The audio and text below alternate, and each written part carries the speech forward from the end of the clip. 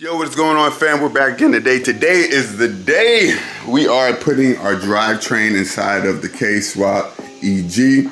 We're gonna make this thing official today and hopefully get our first start.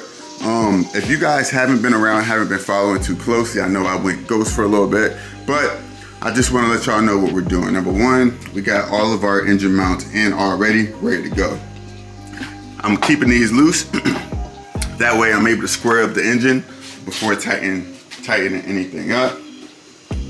On the engine transmission side, we have all our accessories on. We have our fill system just loosely on, fill rail, intake, all that good stuff. We have our ride wire harness right here that is on. Shout out to ride wire. Got that all just loomed up, kind of tucked away. All we're gonna have to do is run it through this hole here to our ECU. Parts that we're gonna need to install today: 1320 header. We got our insane shaft, intermediate shaft, and drive shaft. This is the drive shaft right here. Hybrid racing intake, our clutch line from hybrid racing, power steering, and our radiator. Once we get all these things on, then we should be good to go for the first startup. I do need to make, I do need to run a line to the a cable to the starter to send power to start her up. But man, it's early. It's 8:28 right now, so we got a full day ahead of us, so might as well get to work. So first things first, we're gonna get this engine inside of the bay.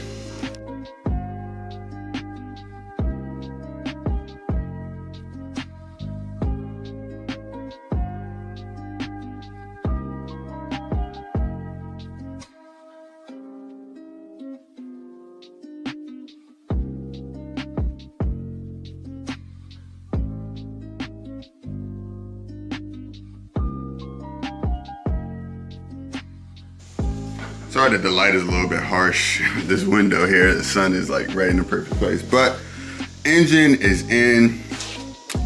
So next question is, where do we go from here?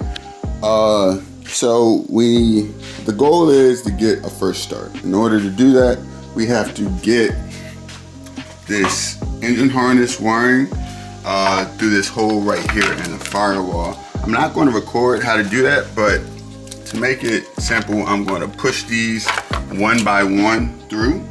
I'm going to attach one of them to a hanger. That's why I have these hangers to help to fish them down and pull them all down. It's going to be a little bit more difficult because there's multiple plugs here. I don't want to, I see some people, they pull out the dash. Well, not the dash, but they drop, so they drop the glove box right here to do that. I'm gonna try not to. As you see, all my wires are running down there. But install went pretty well. Got all of my bolts mounted up. The drivetrain is floating in the engine bay right now. Nothing else is holding it up. The stand that it was on is out. So this is how it looks. One big thing, power steering. I'm running the EG K2 Hassport mounts right here.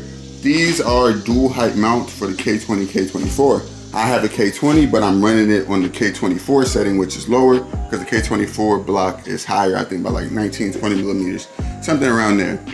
By doing that, I'm lowering my K20 down lower to help to clear this power steering pump. One thing I did have to do was add these hood risers. Not a big fan of hood risers. They have a negative effect on cooling, but we'll see how it works until I can find a better solution. The big problem that we run into is my oil pan. It is below my front lip. So now I have to be extra careful, going sideways over speed bumps, taking it very easy. Obviously my car is not gonna be that low to begin with, and I may even raise it up a little bit more just to get more clearance, but that's where we're at right now. So we got to get our fuel system hooked up, line going here, fuel line going there. So I'm going to get to work and start knocking some of this out. But first things first, let me get this engine bay wiring through. So what I ended up doing was I just took off the glove box part. It was just 2 screws, took that out. That allowed me to get my hand inside of here. If you reach back past your AC, then you'll be able to help to feed the line down, well, the wire harness down and through right here on the passenger side of the vehicle. You can see, hold on, let me set this up for y'all. So here, these are the actual connectors that I pulled through right there. So what I'm going to do is go ahead and plug up my ECU now.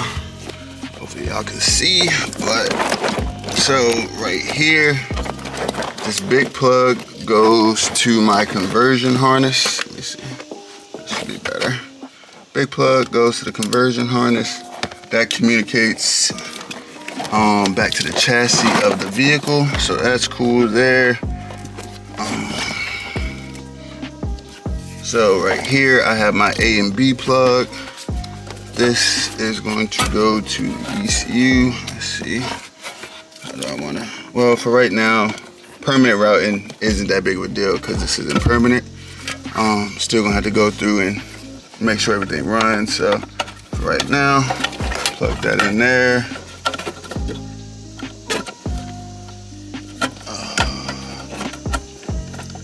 Plug that in there. Then from the conversion harness, we're gonna plug this last one right there. So we have everything bolted, well, plugged in how it should be, so the ECU is able to communicate. We got our base map loaded up. So from here, what we need to do, get our fuel system, get our starter power wire going to the starter, get our intermediate shaft plugged in because that's going to be underneath the header, get the header plugged in, and we should be good to go for our first start. So I'm gonna go ahead and get to work.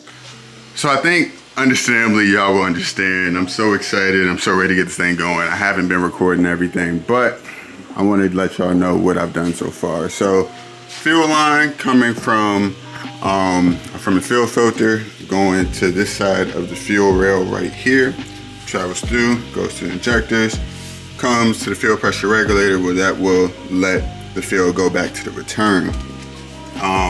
I had to put on one of the power steering lines just so whenever, just because of the angles of these lines, it just made sense to put on that power steering line first. I'm still gonna be running with it with no fluid very briefly just to see if we can get a start up. Then from there I'll plumb everything. What else did I do? So underneath, as we are under here, you can see I have the header installed along with the intermediate shaft right here. I do need more bolts for the intermediate shaft because the ones I have are too short, but for right now, just to bolt it in place, I'm gonna leave it there. Good thing is you can get the header in first.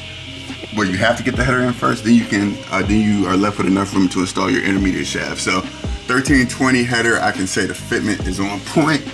I got my primary O2 sensor installed. I'm only running a primary, no secondary O2. But if you don't have your O2 sensor installed, I don't think the car will start. As far as wiring inside, y'all saw already, I got everything hooked up to the ECU. And I ran my power wire from my starter directly to the battery for now, just cause, you know, I wanna see if this thing's gonna start before I finalize all my wiring stuff here. The next thing I'm doing is installing grounds. One of the big things people forget to do is install their grounds. I believe one goes on a valve cover, one goes from the engine to the chassis, and then another one from the transmission to the chassis. So I'm gonna go ahead and get those installed, and once I'm all done, I'll come back to y'all, and I think we'll be about ready to give her her first start. All right, I got my grounds installed, y'all. One of the things that need to happen is I need to set the field pressure. I think it's 60 PSI for the base pressure for the K series. I got my grounds installed. Got one coming off the transmission right here, going to the chassis. Another one coming off the valve cover, going to the chassis. Then one at the bottom there, coming from the engine block to the chassis. I got my ground cable kit from Hybrid Racing as well. You can see a lot of my stuff is actually from Hybrid Racing. They actually partnered with me for part of this build. So got their field rail, their whole field system, and they helped me out with a few other kits, like their clutch line kit. I'm running their shifter cables and their shifter, so this car really is mostly hybrid racing parts. But with that being said, I think I have everything ready to go. Just double checking I didn't forget anything. First things first would be to see when we turn on the accessories if we can hear the fuel pump go on. So, oof, don't know how to feel. Well, obviously I'm excited, but a little bit nervous. Alright, let's see. So, if we just and hit that once. Okay, so no fuel pump. No fuel pump right now. Let's see.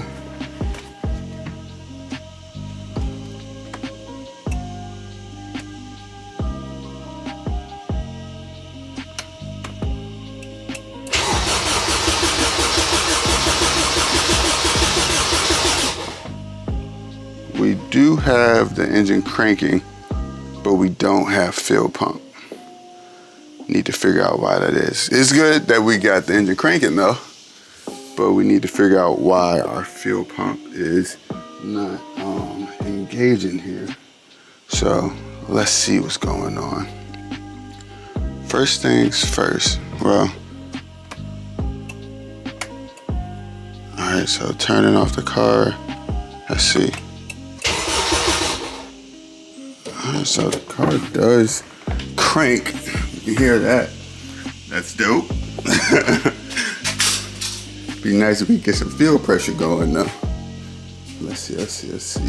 What we got? Yeah, 0. Fuel pump is definitely not priming, so need to figure out what I need to do there. I'm gonna grab my laptop and see if I can manually turn on the fuel pump via data. So I'll be back. All right, y'all, moment of truth. Been doing a lot of troubleshooting. Been on the phone with Rywire.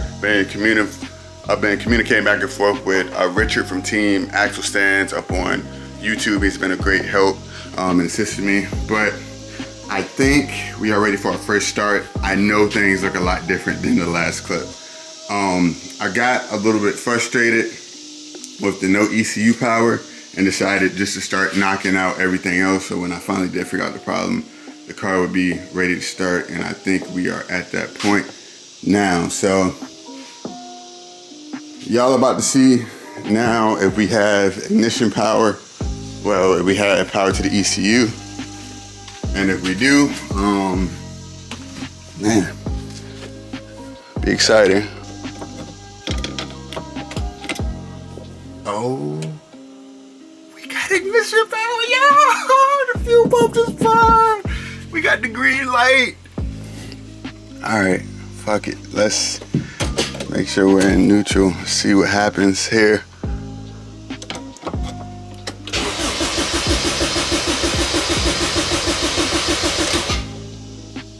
I think the ECU is cutting power when we start. Is that the case? Hope not. Hold on.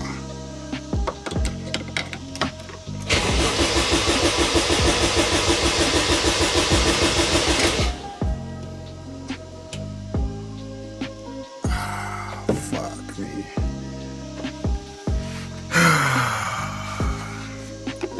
Damn it.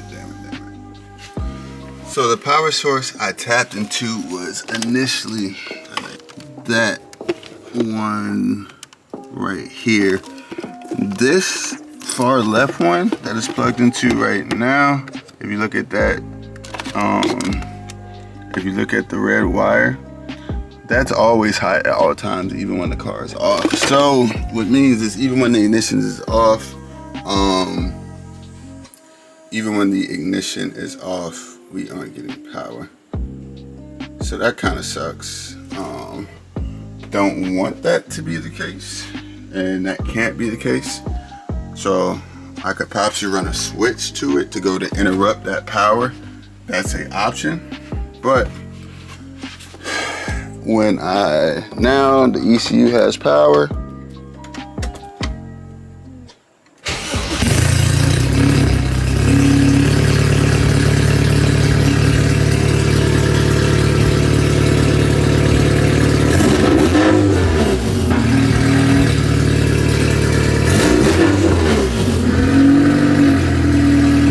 power. So loud.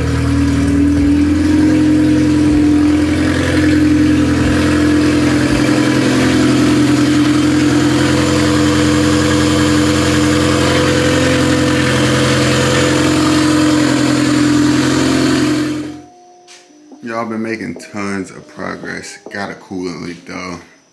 Have a coolant leak because when I was taking off the old heater lines here, I bent them to hell. God, why are they such thin metal?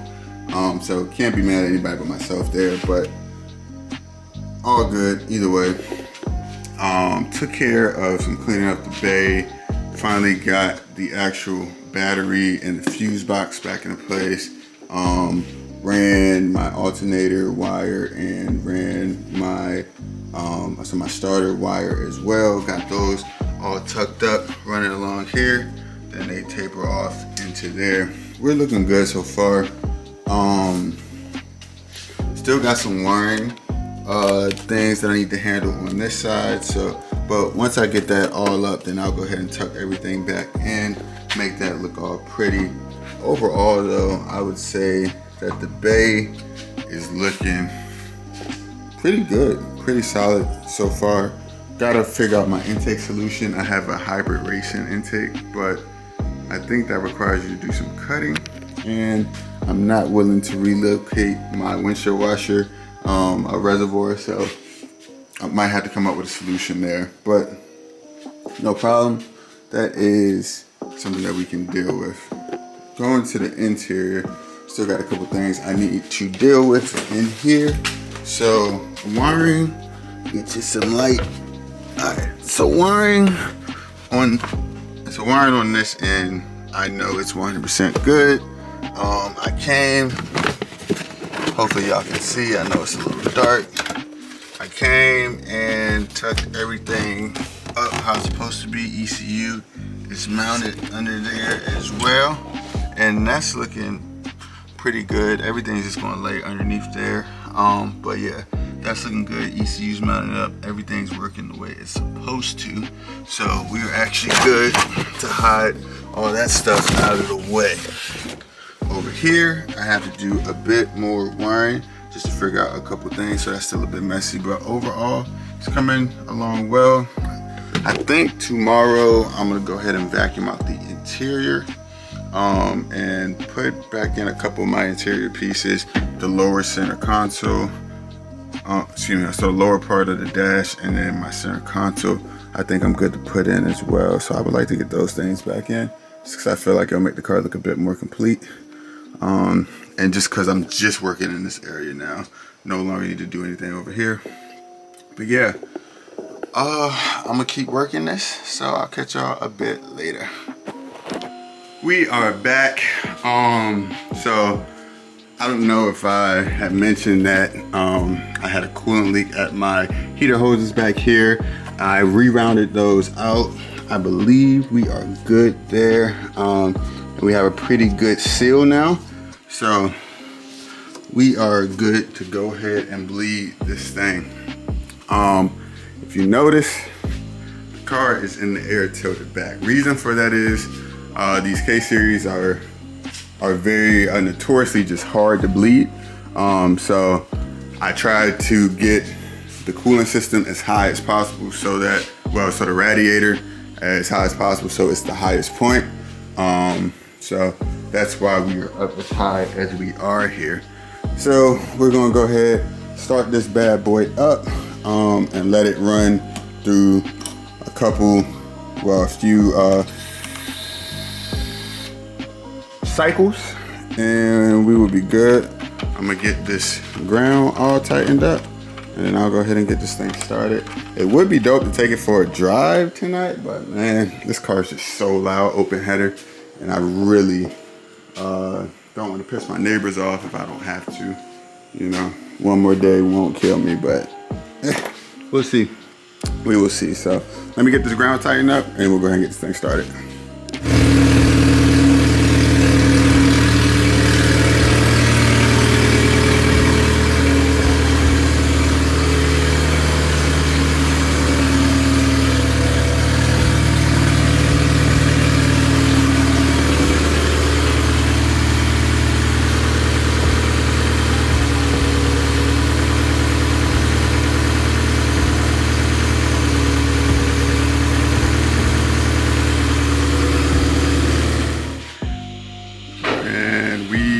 all bled. At least I think so. So now I got a couple options. I can throw a seat up in it, take it around the corner. I have a VTEC malfunction, so I can't rev over 4,000. Unfortunately, I think it might be a bad VTEC solenoid. So might have to get another one of those. But honestly, no complaints. No complaints. Things are looking pretty decent right now. So I'm gonna go ahead, push it forward a little bit, and then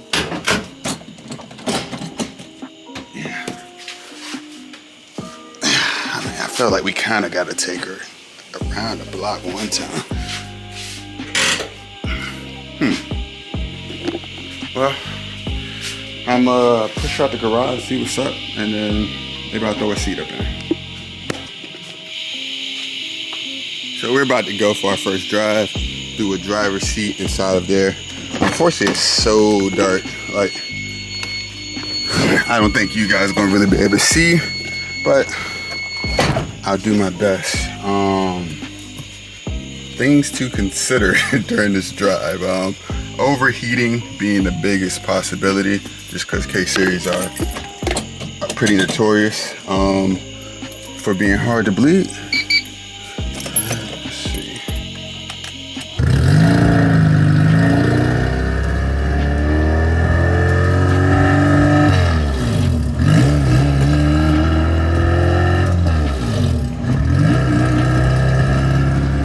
Feels pretty good. Steering wheel is all jacked up.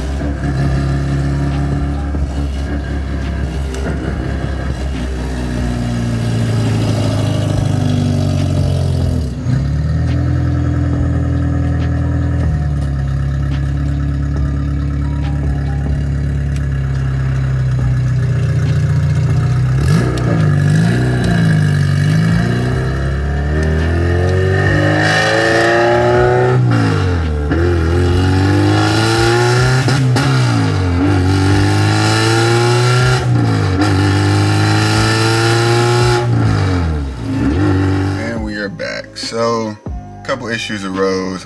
Couldn't rev past 4,000 RPM. Found out from my buddy Richard from Team Axle Stands that I needed to disengage my VTEC oil pressure switch, since I'm not using that. I'm no longer using that switch. So then we're gonna go ahead and upload it to the ECU. You can hear ECU taking it. Another issue we're having is that whenever I go to 6th gear, it pops straight out. I had 6th gear to replace along with my differential installed, if you guys followed up with my transmission rebuild video. So hopefully the transmission is good, and maybe I just need to add some more fluid or something like that. But yeah, need to see what's going on for sure. But it's all good. We gonna figure it out. Coach